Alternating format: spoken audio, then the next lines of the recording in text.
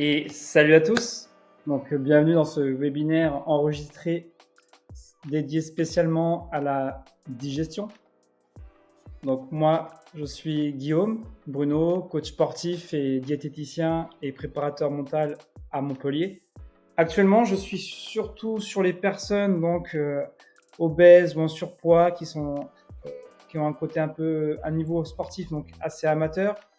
Et je me suis lancé en fait dans cet accompagnement-là sur une prise en charge à 360 degrés, donc le sport, l'alimentation, le mental, donc la gestion des émotions, le stress et ainsi de suite, des choses très importantes pour arriver à prendre en charge les personnes qui sont désireuses de vouloir perdre du poids sainement et durablement. Mais aujourd'hui, j'avais envie d'aborder un peu la question de la digestion, qui est quand même un sujet qui revient assez souvent, même dans la perte de poids. D'ailleurs, si vous regardez dans le titre, j'ai mis T entre parenthèses pour digestion, parce que on se rend compte que la plupart des petits bobos de ventre sont souvent une mauvaise gestion en fait du quotidien, des mauvaises petites habitudes. Donc digestion dans le sens où on peut apprendre à mieux gérer son quotidien pour avoir une meilleure digestion. Alors, je tiens à dire que tout ce qui va se dire ici est issu d'expériences personnelles, d'expériences sur mes propres coachings, bien sûr de bouquins, de recherches, d'études, de diplômes que j'ai moi-même passé, vécu et ainsi de suite. Donc vraiment, tout ce que je vais partager, c'est du vécu. Je ne l'ai pas inventé, je l'ai lu quelque part, je l'ai vu et ainsi de suite. Voilà. Et je sais très bien, je vais peut-être partager des choses avec lesquelles certaines personnes ne seront pas d'accord. J'entends bien. Ici, je vous invite quand même à faire ce petit effort d'ouvrir un peu les écoutilles, de voir autre chose. Et je vous invite à faire votre petit avis à la fin de tout ça. Voilà. En tout cas, merci d'être présent. Merci d'écouter. Je suis quasiment persuadé que vous allez repartir de là avec des choses très intéressantes. Allez, on va commencer par un petit quiz pour animer un petit peu et puis commencer à casser quelques mythes. Donc, question 1. La digestion ne concerne que l'estomac et l'intestin. Mythe ou réalité? Donc, si vous avez répondu mythe, bravo. Effectivement, l'appareil digestif, en fait, c'est un appareil qui est assez vaste, qui va prendre d'autres actions en direct comme la bouche, la salive, et ainsi de suite, le pancréas, les reins, les foies. Donc, on peut voir que c'est un système qui est assez vaste et qui va au-delà de la simple digestion de l'intestin et de l'estomac. Comme je disais tout à l'heure, il y a des actions directes et des actions indirectes. Où les actions directes vont souvent nécessiter une première digestion via les organes qui ont une action directe, et ainsi de suite. Question 2. Avoir le ventre gonflé toute la journée est signe de mauvaise santé intestinale. Question importante parce que pareil, c'est une question qui revient souvent dans mes coachings dans la perte de poids ou qui trouvent qu'avoir un ventre gonflé, c'est être en mauvaise santé alors qu'ils n'ont pas forcément cette sensation d'avoir des ballonnements, de se sentir mal. Du coup, si vous avez répondu mythe, je vous félicite. À savoir que un Français sur deux en France se plaint de mal de ventre quotidiennement, donc de vrai mal de ventre, donc souvent dû à une quantité d'aliments ingérés, donc trop d'aliments. Ça va dépendre aussi de vos intolérances, si vous supportez de moins en moins le lait, si vous supportez de moins en moins les céréales, le gluten et ainsi de suite. Ça va bien sûr aussi dépendre de votre état corporel, si vous êtes musclé, obèse, mince. Ça va dépendre aussi le temps de digestion, ça peut en fonction de ce que vous mangez, gras, pas assez gras, très protéiné, peu protéiné. Ça peut prendre 24 à 36 heures juste entre l'estomac jusqu'à l'intestin, parce qu'après, une fois arrivé dans votre ampoule rectale, ça peut prendre encore 1 ou 2, voire plusieurs jours supplémentaires. Donc, à prendre en compte, un ventre gonflé n'est pas forcément avoir un souci de digestion. C'est peut-être juste une déformation physique parce que vous avez trop mangé. D'où l'importance de bien comprendre les sensations. Allez, troisième et dernière question sur le petit questionnaire, après on passe aux choses sérieuses. Est-ce que toutes les bactéries sont mauvaises pour l'intestin? Effectivement, si vous avez répondu encore une fois un mythe, je vous félicite. Il y a des bactéries qui sont très très bonnes pour l'intestin, qui sont même indispensables. On en parlera un peu plus tard dans le diapo, vous allez voir, c'est vraiment le microbiote, c'est vraiment la base de beaucoup de choses dans notre intestin. Et donc, il y a effectivement des bactéries qui sont très importantes pour la santé. On en reparlera plus tard, vous inquiétez pas. Alors, qu'est-ce qu'on va aborder comme sujet? La digestion, hein, forcément, comprend des mécanismes, des versions voilà, très simples. Je ne vais pas me prendre la tête non plus à rentrer dans les détails. Donc, les origines des soucis de digestion. Donc là, on va vraiment parler, en gros, des vraies sensations à comprendre. Donc, les bons gestes à adopter pour essayer de réduire, voire supprimer, diminuer donc, ces fameuses sensations désagréables de digestion. On va parler du microbiote, qui est un très, très gros sujet. Et après, on fera un petit résumé un peu de tout ce que j'ai dit et on parlera un peu du question-réponse plus tard. Voilà. Alors, la digestion, à quoi ça sert? À décomposer nos aliments, qui sont composés des macronutriments, protéines, glucides et lipides, pour pouvoir donc amener de l'énergie, nourrir notre corps, faire vivre notre organisme. Il y a aussi la notion de plaisir qui est important. On mange par plaisir. On ne mange pas toujours que pour manger. Il faut savoir aussi que l'alimentation nous a permis d'évoluer dans le temps, depuis notre époque des Cro-Magnons jusqu'à aujourd'hui. La nourriture nous a poussé à bouger, nous a poussé à nous lever, nous a poussé à changer notre physique, avec soit nous sommes musclés, soit nous sommes gros. Donc vraiment, la digestion va permettre, en gros, c'est une question assez philosophique, mais vraiment votre changement en termes de personnalité. Je voulais insister sur ça, parce que vous allez comprendre pourquoi plus tard. Donc voilà, le système digestif, en gros, je vous ai dit, je ne vais pas y rester 3 heures. On n'est pas non plus là pour parler de physionomie et trop de physiopathologie. Donc ça se passe par la bouche. Vous prenez bien le temps de mâcher, de laisser à la salive de bien se mélanger avec les aliments. À savoir que dans la salive, il y a des sucs digestifs qui commencent à prédigérer les aliments. Donc ça passe, comme vous voyez, par la glande là qu'on voit par le trait jaune. Ensuite, ça descend dans l'œsophage, donc comptez quelques dizaines de secondes si vous avez bien pris le temps de mâcher, de bien écraser et ainsi de suite. Donc voilà, ça va arriver dans l'estomac via l'œsophage au bout de quelques secondes, 10 à 15 secondes. Là, encore une fois, il va se passer une deuxième grosse étape. Donc, on va commencer à avoir les sucs gastriques, on va commencer à digérer les protéines, les minéraux, ainsi de suite. Donc là, tout se passe au niveau de la digestion. Donc là, effectivement, en fonction pareil de ce que vous avez mangé, ça peut même aller jusqu'à 3-4 petites heures. Là, il parle d'une heure à 2, mais ça peut même aller plus loin en fonction de comment vous avez mangé, si c'est gras, pas assez gras, sucré, et ainsi de suite. Donc là, on est passé dans l'estomac, c'est fini de digérer, on passe à la suite. Donc là, vous allez avoir le gros intestin qui est composé donc du côlon, du jejunum, de l'iléum et du rectum. Donc voilà, tout ça va permettre que toujours vos bactéries travaillent avec l'alimentation que vous avez mangée, l'absorption de restes des vitamines, l'absorption des restes des protéines, et ainsi de suite. Donc vous voyez, il y a quand même plusieurs étapes de digestion dans le tas. Ensuite, ça va arriver au niveau donc, du rectum, et là, il faudra patienter quelques jours avant que ça sorte définitivement. Voilà. Alors, les origines des soucis de digestion. Donc là, c'est vraiment le vif du sujet. Donc, à savoir qu'il y a souvent donc, des pathologies qui sont vraiment définies, mises en avant scientifiquement, donc comme les MICI, donc qui sont les maladies inflammatoires chroniques de l'intestin. SCI, donc syndrome du côlon irritable, donc quand même qui reste une maladie vachement présente encore, qui est un peu plus gérable que les MICI. Donc après, vous avez aussi les tolérances, intolérance au gluten, les maladies cœliaques, et ainsi de suite. Donc ça peut aussi être pathologie liée au cancer. Le surpoids, l'anorexie aussi cause des problèmes de digestion. Quand on est souvent trop gros, on digère très mal parce que les viscères sont écrasés par la graisse. Ou à l'inverse, l'anorexie, vous avez tellement rien mangé que vous êtes en train de vous auto-digérer, entre parenthèses. Vous avez vraiment des maux où vous ne vous sentez pas bien. Ça peut être aussi d'origine chirurgicale et médicamenteuse. Il y a des gens qui se font couper une partie de l'estomac, de l'intestin, pareil pour une raison de cancer ou de surpoids, comme la sleeve et ainsi de suite. Donc médicamenteuse, ça peut être aussi les antibiotiques, tout ce qui est... Vous avez aussi les anti-inflammatoires, enfin voilà, vraiment tout ce qui peut avoir une incidence sur la digestion. Donc alimentaire, forcément une mauvaise alimentation va faire que vous digérez mal, trop de fibres, pas assez de fibres, trop de protéines, pas assez de protéines et ainsi de suite. Effectivement, le sport peut causer des problèmes de digestion, on en parlera d'ailleurs un peu plus loin. Donc, vous avez notamment ce qui est très connu, le surentraînement peut causer des digestions, mais ça peut être d'autres choses, avoir l'estomac qui secouait, l'intestin secoué, trop pousser, trop courir, enfin bref, on en parlera plus tard. Donc vous avez aussi les mauvaises gestions du sommeil, et ça c'est capital, c'est une maladie aussi, le manque de sommeil peut influer votre digestion. À savoir qu'une nuit avec du sommeil qui manque peut déjà dérégler votre organisme, en plus vous donner encore plus faim et vous faire prendre du poids.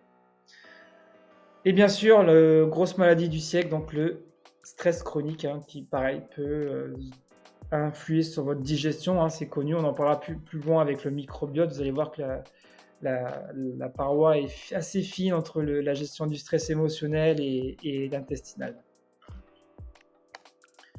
Alors, les symptômes, bon, je sais très bien que certains d'entre vous savent ce que c'est d'avoir mal au ventre, avoir des nausées, mais ça reste quand même bien de savoir pourquoi, d'où ça vient et ainsi de suite. Vous avez aussi donc notamment les constipations et les diarrhées qui sont considérées comme des problèmes de digestion. Le manque d'appétit peut créer un problème de digestion. Les ballonnements, l'aérophagie, l'éructation, pour ceux qui ne savent pas, c'est l'épée et le fait de rôter. L'irritabilité, la fatigue, les maux de tête, tout ça peuvent créer des soucis de digestion. On en parlera plus tard, vous allez comprendre très très rapidement. Un stress localisé au niveau du ventre, c'est pas pour rien souvent qu'on dit qu'on a des papillons dans le ventre, qu'on se sent ballonné, qu'on se sent gonflé, c'est souvent localisé au niveau du ventre. Donc bien sûr, dans des cas plus graves, ça peut aller sur du vomissement, des saignements, du sang dans le vomi, ou du sang par les selles. Si vous arrivez à ce niveau-là, déjà, il faut s'inquiéter, il ne faut pas traîner. Et si jamais tous ces trucs-là durent depuis quand même des mois, des semaines, et que vous n'arrivez pas à vous en débarrasser, n'hésitez pas à aller consulter vraiment un spécialiste. Vous avez notamment les gastroentérologues. Certains diététiciens peuvent vous accompagner quand ils y connaissent bien, mais prenez vraiment le temps si vous avez des doutes. Alors, certaines habitudes peuvent devenir des vrais alliés à vie ou bien des ennemis. Eh oui, les bons gestes à adopter. Vos habitudes définissent qui vous êtes. Ça, c'est très important. Alors là, on va aborder un peu la partie donc savoir gérer son stress, déjà qui est une grosse partie pour, je pense, arriver à gérer vos problèmes de digestion.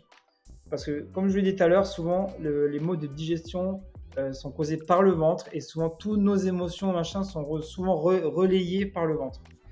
Donc, par exemple, vous pouvez apprendre à gérer vos stress. Il y a énormément de choses qui existent aujourd'hui pour ça, à gérer ces émotions. Vous avez des professionnels qui vous aident à gérer vos émotions, le manque de sommeil, donc dormir assez, attention les écrans bleus, multiplier les siestes. Les siestes, c'est génial, même si c'est 20-30 minutes, pas besoin de plus, ça suffit pour récupérer, vous sentir mieux, faire baisser votre stress.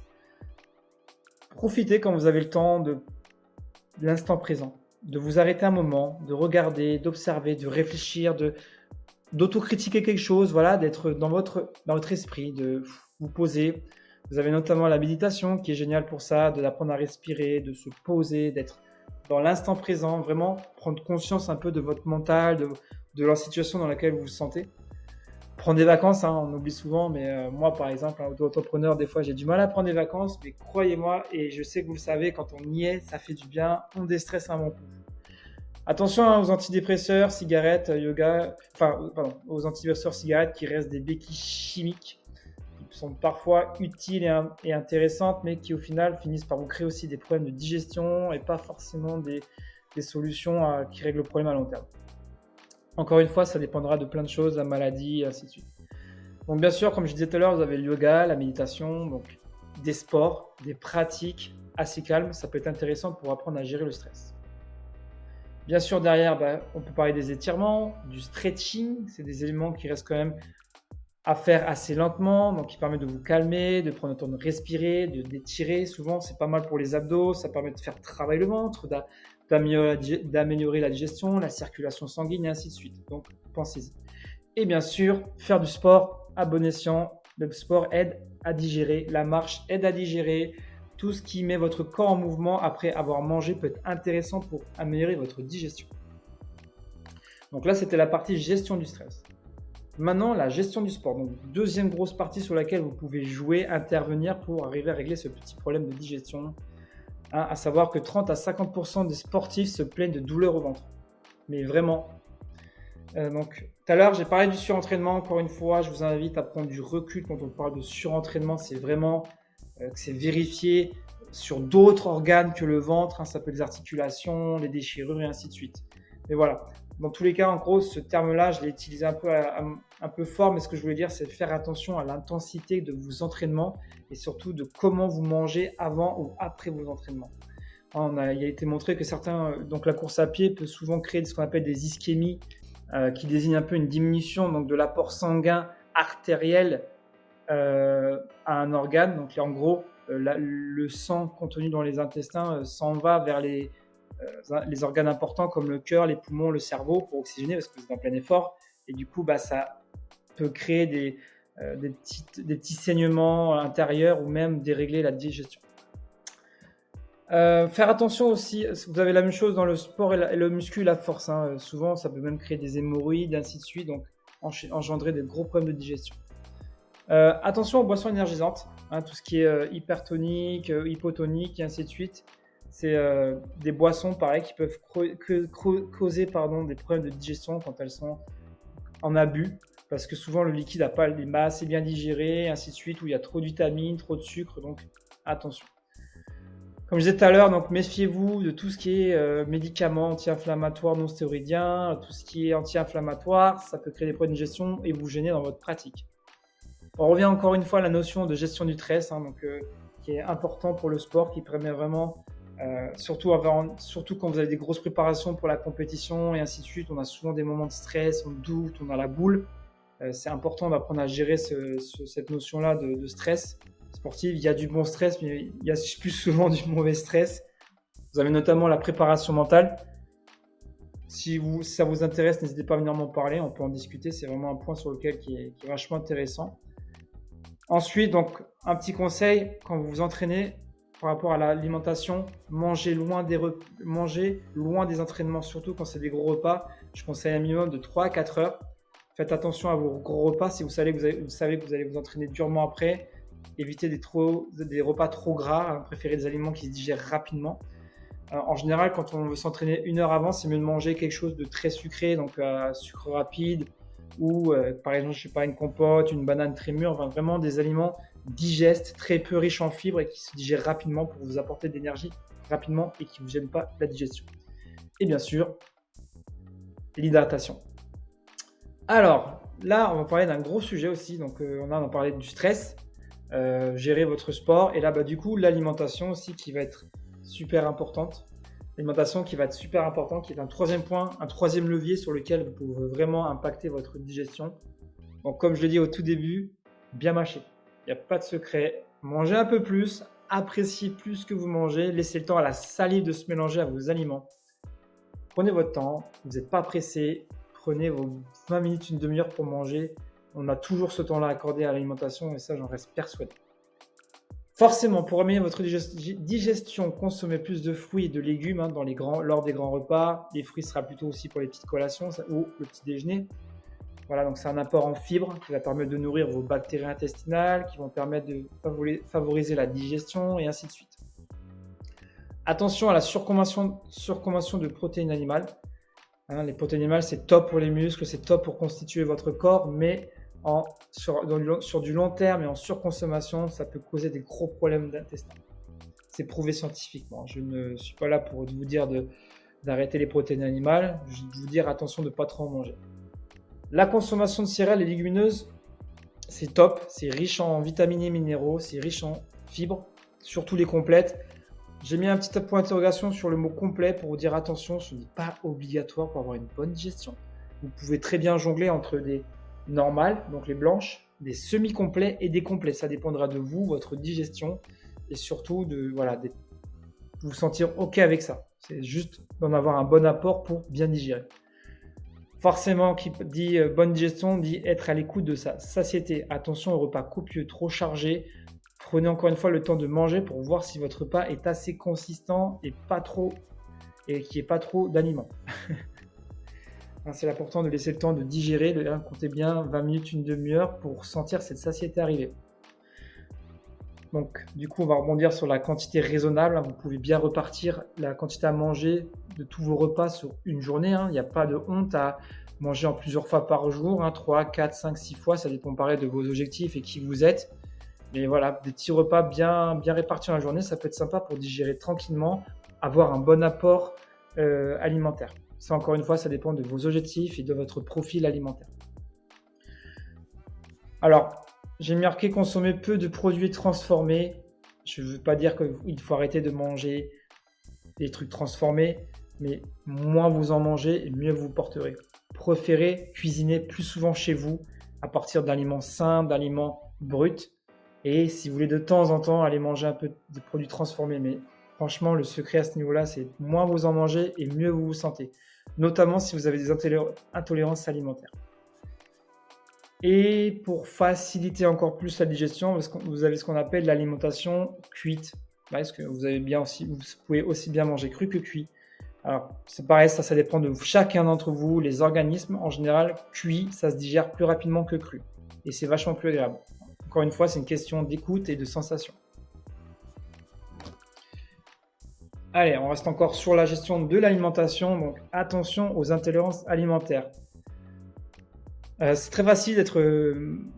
c'est très facile. Aujourd'hui, on est dans une époque où il y a de plus en plus d'intolérances alimentaires, intolérance au gluten, intolérance au lactose, et ainsi de suite. Enfin, il y en a tellement, je crois qu'il y en a une douzaine à peu près que je connais. Donc voilà, il y en a quand même beaucoup. Donc faites attention, même si vous savez que vous n'êtes pas très intolérant, des fois, ça peut être des intolérances qui durent dans le temps. Apprenez à les découvrir, à les comprendre, à les connaître. Si vous avez des doutes, vous pouvez aller vous faire tester auprès des médecins, ça se fait. Je ne me rappelle plus le nom, mais je sais qu'on peut faire des tests de savoir si on est intolérant à certains aliments. Attention de l'abus d'alcool, je ne vous dis pas d'arrêter, mais à boire avec modération, parce que pareil, l'alcool sur en consommation tous les week-ends et tout, ça détruit la digestion, ça abîme la digestion, ça abîme vos intestins. Attention aux boissons sucrées, pareil, c'est trop de sucre, c'est pas bon pour l'intestin, pas bon pour la santé, diabète et ainsi de suite, donc ça gêne la digestion. Variez les huiles végétales, je vous invite notamment à avoir un maximum possible des huiles végétales, donc riches en oméga 3, vous avez l'huile de noix, je crois que vous avez l'huile de colza, maintenant vous avez même des huiles inventées, donc fabriquées, où on rajoute des oméga 3 avec un bon équilibre oméga 3 6, donc c'est cool, n'hésitez pas à en profiter, c'est vraiment sympa. Donc d'ailleurs pour les oméga 3, vous en avez aussi dans les fruits secs oléagineux, donc tout ce qui est noix du Brésil, noisettes, amandes. Et pour le petit plus que j'ai oublié de noter, je viens de m'en rendre compte, tout ce qui est saumon, poisson gras, sont très riches en oméga 3 et des très bons oméga 3 qui se digèrent très, très bien par l'organisme. Donc, une petite sardine, un petit poisson gras dans la semaine, ça peut être sympa. Et bien sûr, la logique dans tout ça, avec le résumé de tout ça, c'est avoir un équilibre alimentaire varié et de qualité et qui vous convient, dans lequel vous sentez que vous digérez bien. La digestion, c'est aussi une question de sensation, c'est de s'écouter, de s'observer à travers son alimentation et les sensations qu'on a en fonction des aliments que l'on consomme. Les femmes enceintes, bien sûr, seront gênées un petit peu par la digestion, mais tout ça, ça peut s'appliquer à une femme enceinte. Alors, attention avant de vous jeter sur cette image, c'est une généralisation, c'est pour vous faire voir un peu comme on peut déjà avoir une première approche des besoins dans l'assiette, donc pour avoir une alimentation un peu plus équilibrée. Je ne dis pas que c'est parfait parce que ça va dépendre de qui vous êtes, de votre objectif, de votre profil alimentaire, votre profil physique, sportif et ainsi de suite. Mais déjà, c'est à peu près une représentation pour vous indiquer comment ça se passe dans l'assiette pour être en alignement avec votre digestion. Donc là, c'est une assiette à peu près, on va dire 30 cm de diamètre, si je ne dis pas de bêtises, c'est 25-30. Donc, moitié en légumes, une partie en protéines et une partie un quart en féculents. C'est aussi simple que ça. Après, vous rajoutez votre petite huile. Vous pouvez rajouter à côté un yaourt, un fruit. Enfin voilà, il faut que ça reste des aliments sains et en bonne quantité. Et surtout, prenez le temps d'y manger. Alors, suivant. Là, voilà, cette partie-là, elle est vraiment importante. Je voulais vraiment l'aborder avec vous parce qu'elle va vous enseigner beaucoup de choses sur qui vous êtes, vos émotions et ainsi de suite. À savoir que le microbiote, c'est 10 milliards de bactéries, de champignons, de levures juste dans votre intestin, naturel, propre, acceptable, et ça peut représenter jusqu'à 2 kg. C'est énorme, 2 kg de bactéries dans votre intestin. Alors, le rôle du microbiote. Donc, comme je vous l'ai dit en tout début, il aide à la digestion. Parce que les bactéries qui sont dans le microbiote, en fait, fermentent les fibres. Elles s'en nourrissent et elles permettent qu'elles soient évacuées normalement. Et en plus, derrière, elles permettent en fait de réguler tout ce qui est acide gras, calcium et magnésium grâce à l'alimentation que vous leur amenez. Il faut savoir que dans les fibres alimentaires, il y a ce qu'on appelle les prébiotiques qui viennent nourrir nos propres probiotiques. Nous avons des probiotiques, ce sont les bactéries intestinales. Et bien sûr, quand elles sont bien nourries, elles ont un peu un rôle de synthétiseur, donc des acides gras à chaîne courte qui sont très bons pour la santé, le cerveau et ainsi de suite. La vitamine K pour le sang, la B12 pour les muscles et d'autres fonctions, et la B8 pareil pour d'autres fonctions très importantes pour le corps. Donc forcément, si votre microbiote va bien, il devient un protecteur de votre intestin, donc il favorise l'immunité de votre intestin. Et là, c'est la partie qui est importante, c'est que votre intestin, vos bactéries, communiquent avec votre intestin, à savoir qu'il y a à peu près, je crois, 200 milliards de neurones au niveau de l'intestin. Et forcément, ces neurones ont une connexion avec le cerveau. Un intestin qui va mal peut engendrer un cerveau qui va mal. Et ça, si vous écoutez au quotidien, ça vous paraît logique. Quand vous avez mal au ventre, vous êtes désagréable. Et inversement, quand vous êtes stressé, à ce niveau-là, vous créez un problème au niveau du ventre. Vous avez la diarrhée, vous avez le ventre qui se tourne, l'estomac qui est dans tous les sens. Et ben c'est pareil. Pour vous dire à quel point il y a une connexion entre cerveau et intestin. Donc effectivement, on a souvent même appelé le microbiote un peu ce deuxième cerveau. L'intestin est un peu un deuxième cerveau. Et comme je disais tout au début de notre conversation, du diapo, il y a une grosse communication. Il y a un lien qui fait que votre intestin, vos bactéries vont un peu définir qui vous êtes. Si vous mangez bien, si vous ne manquez pas de nourriture, si vous apportez des bons éléments, vous allez être un être un peu qui va se sentir bien, vous allez avoir un bon physique et ainsi de suite. Donc c'est important de prendre ça en considération parce que c'est très très scientifique, ça paraît très loin parce qu'on n'en a pas conscience, mais quand on conscientise ça, on comprend à quel point c'est important d'avoir un microbiote en bonne santé. Comme je disais, il y a une grosse connexion neuronale au niveau de l'intestin avec le cerveau, donc les échanges de messages chimiques entre les deux est vraiment important et peut interférer ou bien être en parfaite symbiose. Pour vous dire, il y a même des bactéries spécifiques qui sont créées par les protéines, les lipides, les glucides qu'on digère. Et en fonction si vous digérez plus de protéines ou plus de lipides ou plus de glucides, vous allez avoir plus de ce certain type de bactéries et ça va influencer votre organisme. Alors, il y a aussi de récentes études qui ont montré qu'il y avait un lien entre le microbiote et l'obésité. Pour vous dire, on avait implanté donc sur des souris obèses des microbiotes de souris maigres, et ben les souris obèses se sont mises à maigrir. Et l'inversement est vrai. Pareil, on a déplacé de microbiotes de souris obèses sur des souris minces. Les souris minces se sont mises à grossir. Il y a aussi pas mal d'études sur les maladies psy, le dérèglement du microbiote, comme quoi un microbiote en mauvaise santé pouvait faciliter tout ce qui était Alzheimer, dérèglement du cerveau et ainsi de suite. Il y a tellement de choses. C'est encore à l'étude, mais ça se profile de plus en plus. Donc, si vous êtes intéressé, n'hésitez pas à la regarder sur Internet. Il y a vraiment des super sujets par rapport à ça. Donc, pour résumer, prenez soin de votre microbiote. Et c'est très simple. Pour y arriver, je vous ai dit, pensez à manger assez de fibres, les fruits, les légumes, les légumineuses, les fruits secs oléagineux. Il y a autre sympa avec le bifidus, qui sont des bonnes bactéries qui aident à digérer. De toute façon, on en parle de plus en plus. Il y a aussi tout ce qui est les légumes lactofermentés qui ont des très bonnes bactéries. Si vous êtes un fan et que vous savez comment on fait, je vous invite vraiment à en manger plus souvent. C'est vraiment top. Après, vous avez plein de recettes sur Internet pour vous dire comment faire des légumes lactofermentés. Vous allez voir, c'est pas du tout mauvais. Donc encore une fois, attention aux aliments peu ou pas transformés. Attention à votre surconsommation de protéines animales. Attention aux médicaments, surtout les antibiotiques et les anti-inflammatoires, c'est les pires, ça dérègle à mort le microbiote. Vous avez des tisanes, des thés qui sont sympas pour refaire la flore. Vous avez le charbon aussi qui est pas mal, en quantité raisonnable. Le magnésium qui est top, qui permet de vous poser, vous rester calme et du coup de favoriser la digestion. Donc attention au stress, comme je l'ai dit tout à l'heure, si vous êtes stressé ici, le bas c'est mort, ça va stresser aussi. Et bien sûr, ayez une bonne hydratation. Une bonne hydratation permet d'avoir une bonne digestion et vous sentir bien dans votre intestin. Alors, comme je disais tout à l'heure, il y a des cas extrêmes. Si jamais vraiment vous avez des choses qui durent depuis très longtemps et que vous a renseigné, qu'on peut vous indiquer qu'il y a des solutions, les voici entre autres.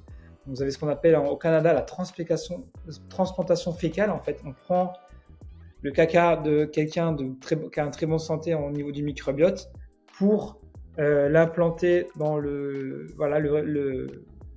l'intestin, le rectum d'une autre personne qui a un très mauvais microbiote. Et ça marche, c'est prouvé. Pareil, vous avez aussi l'hypnose. Hein, ça ne fonctionne pas sur tout le monde. L'hypnose peut être un bon moyen d'avoir un meilleur règlement, de mieux gérer son stress et ainsi de suite, ses émotions. Donc forcément, derrière, s'il y a des soucis psycho, l'accompagnement psychologique peut aider à améliorer votre digestion, à avoir un meilleur règlement au niveau de l'intestin. Le développement personnel, parce que c'est une voie qui psychologiquement peut vous amener à passer à l'action, mais de faire des bonnes actions, de vous créer des bonnes habitudes qui vous font du bien, que ce soit dans la gestion du stress, la gestion des émotions, l'alimentation, enfin vraiment voilà, devenir une meilleure personne. Donc logiquement derrière, on va parler de diététiciens et diététiciennes, hein, c'est vraiment la base pour apprendre à bien manger, à mieux comprendre, à perdre du poids et ainsi de suite. Donc attention aux régimes draconiens, ce sont des régimes souvent qui peuvent créer aussi des gros problèmes de digestion parce que ça dérègle votre microbiote et ainsi de suite. Et encore une fois, pas de honte à consulter un spécialiste si vous avez vraiment des gros doutes, ils sont là pour vous aider. Voilà. Je voulais vous parler d'un de mes coachings là, que j'accompagne actuellement pour une prise de masse. Il s'appelle pas Damien, mais on va l'appeler Damien pour des raisons de confidentialité. Donc Damien a 28 balais et souffre en fait du syndrome du côlon irritable. Vous savez, je parlais du SCI tout à l'heure. Donc oui, c'est son gros problème, c'est pour prendre de la masse parce que derrière, il savait pas comment manger, il mangeait mal, enfin voilà, il avait du mal à fractionner ses repas, enfin il avait un manque de conscience un peu de tout ce qui était bon justement pour arriver à avancer à ce niveau-là. Donc on a revu son alimentation, on a revu ses entraînements. Aujourd'hui, donc il a réussi à prendre de la masse. Après 9 mois, on est à plus 7 kg et encore aujourd'hui, il en prend, je vous rassure, ça continue. Donc d'où l'importance de faire attention à son alimentation quand on a qui plus est, un souci au niveau de l'intestin. Alors, pour résumer un peu tout ce que j'ai dit, parce que j'ai dit beaucoup de choses, hein, rappelez-vous, vous pouvez déjà travailler personnellement sur 3 grandes dimensions. Votre façon de faire le sport, votre façon de manger, votre façon d'appréhender le stress. Hein, donc, faites attention aux antibiotiques, pensez aux probiotiques que vous pouvez retrouver en pharmacie qui sont bien pour refaire la flore quand vous avez eu des soucis ou voilà, quand vous avez des soucis. Soyez à l'écoute de votre organisme, votre ventre vous en dit beaucoup. Ne soyez pas dans l'évitement de ces sensations et soyez dans le non-stress, le calme pour comprendre ce qui ne va pas. Donc apprenez à gérer vos stress, vos émotions. Prenez soin de votre microbiote encore une fois. Prenez soin de votre sommeil. On dort bien, on gère mieux ses émotions, on gère mieux son stress, on gère mieux son alimentation. On est vraiment plus à l'éveil et à l'écoute de qui on est, de soi. Encore une fois, évitez le surentraînement. Donc faites attention à votre partie sportive. Hein. Faites attention de ne pas vous entraîner trop près des repas et essayez de manger tranquillement. Pour résumer, ayez une alimentation donc saine et équilibrée au maximum et consultez un docteur en cas de doute ou un diététicien en cas de doute. On est là pour vous aider. Si à la suite de tout ce que je viens de dire, vous avez des questions, vous vous posez des questions, vous avez des doutes, n'hésitez pas à me contacter, soit sur les différents réseaux sociaux que vous trouverez dans la description, soit me laisser un petit commentaire et on peut échanger par mail. Enfin voilà, vous n'avez que des moyens de me contacter, donc n'hésitez pas, c'est avec grand plaisir. Si c'est des problèmes de digestion, si c'est pour une perte de poids, je suis là, je vais vous aider. Voilà, donc n'hésitez pas. D'ailleurs, puisqu'on parle de ça, je voulais vous parler d'autre chose, hein, de ce que je propose aussi, ça serait peut-être intéressant. Donc moi, comme je l'ai dit, je me suis spécialisé surtout donc, dans la perte de poids, donc à distance, avec un programme sportif adapté selon votre niveau, un programme diététique adapté selon qui vous êtes, personnalisé, si vous avez une maladie, pas de maladie, et ainsi de suite. On fait un bilan par semaine de 15 minutes à 30 minutes en visio si vous en avez besoin, sinon le bilan peut se faire à l'écrit. Forcément des conseils diététiques et sportifs personnalisés si besoin. Donc je reste quand même assez disponible, 6 jours sur 7 pour un question-réponse. Hein. Donc voilà, vraiment vous avez une question, vous me l'envoyez sur WhatsApp parce que en général, c'est là que je gère mes coachings et on en discute. On a la possibilité de modifier aussi vos entraînements, le programme diététique en fonction de qui vous êtes. Si le premier essai qu'on a fait ne correspond pas, ça, il n'y a pas de problème. Sans être dans l'abus, il ne faut pas non plus abuser. Il faut être d'accord que si on met en place une méthode, il faut l'essayer jusqu'au bout. Bref. Donc, bien sûr, chaque semaine, j'envoie une petite vidéo de motivation spécialement pour vous, le lundi, qui vous est dédiée, personnalisée. Elle est là pour vous booster, vous motiver. Et à ça, rajouter 12 vidéos additionnelles. Oui, 12 parce qu'en fait, j'ai fait les premiers accompagnements sur 3 mois. Je vous accompagne sur 3 mois pour votre perte de poids. Pendant chaque semaine, vous allez recevoir une vidéo d'entre 5 et 12 minutes qui va vous permettre donc de comprendre le programme, d'avancer, de vous conseiller sur le développement personnel, enfin vraiment de vous donner des petits tips, conseils qui pourront vous aider. Donc là, c'était la partie à distance sur la perte de poids. Je le propose aussi en présence si vous êtes à Montpellier. Donc si jamais vous êtes à Montpellier et que vous regardez cette vidéo, n'hésitez pas à venir me parler. Ce sera avec plaisir que je prendrai le temps de vous rencontrer. Vous bénéficierez du même programme. La seule différence, c'est que je suis avec vous. Je voulais vous montrer du coup quelques avis clients parce que c'est bien de dire ce que je fais, mais qui suis et est-ce que j'ai vraiment une preuve sociale. De toute façon, vous pouvez en trouver, j'en ai sur Google Maps, j'en ai aussi dans mes réseaux sociaux, donc n'hésitez pas à aller les lire, à les regarder. Je vous montre quelques-uns. Par exemple, vous avez Noémie qui a été très satisfaite. Elle a essayé 3 milliards de méthodes qui n'ont jamais fonctionné ou alors elle a fini toujours par reprendre du poids derrière. Aujourd'hui, elle a perdu 7 kilos. J'ai eu des nouvelles encore d'elle il y a quelques semaines. Ça se passe très bien. Elle n'a pas repris de poids. Elle se sent super bien dans sa peau. Une autre grosse transformation, c'est Jonathan qui avait perdu en 8 mois, un peu plus de 20 kilos. Enfin, c'est une grosse transformation. Et lui, pareil, et franchement, aujourd'hui, il se sent très bien, il stabilise. Et je suis très content pour lui d'ailleurs.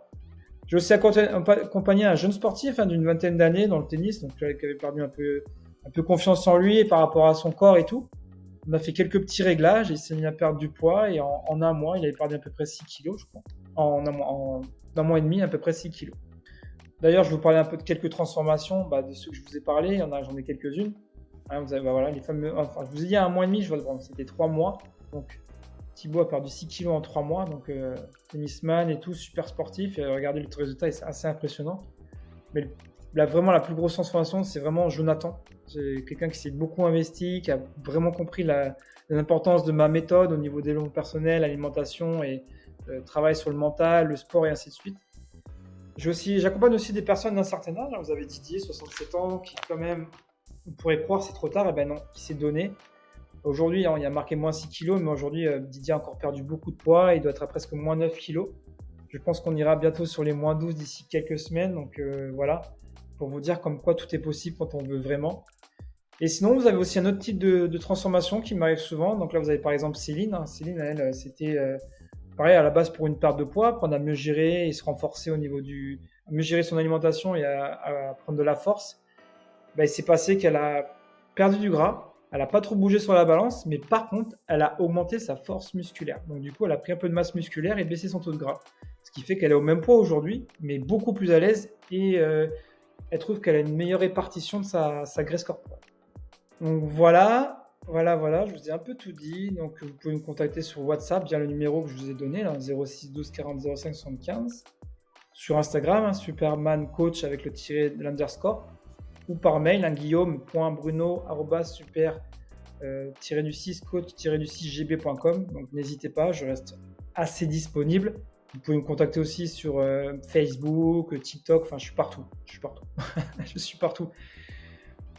C'est vraiment important pour moi d'aider les gens à perdre du poids parce que je sais ce que c'est de galérer, de tomber sur des recettes soi-disant miracles qui ne fonctionnent pas ou très peu ou pas assez longtemps. Mais moi, je voulais travailler sur une approche à 360 degrés qui mélange soutien et vraiment qui apporte de la vraie valeur. Donc, si vous êtes vraiment intéressé, prenez ce temps-là, venez discuter avec moi, c'est gratuit, ça ne mange pas de pain si j'ose dire, et on sera vraiment là pour vous comprendre et vous aider à progresser. Voilà. Merci pour votre écoute. N'hésitez pas à partager cette vidéo à d'autres personnes qui pourront en avoir besoin. Et sinon, prenez soin de vous et je vous dis à très bientôt pour d'autres vidéos super intéressantes.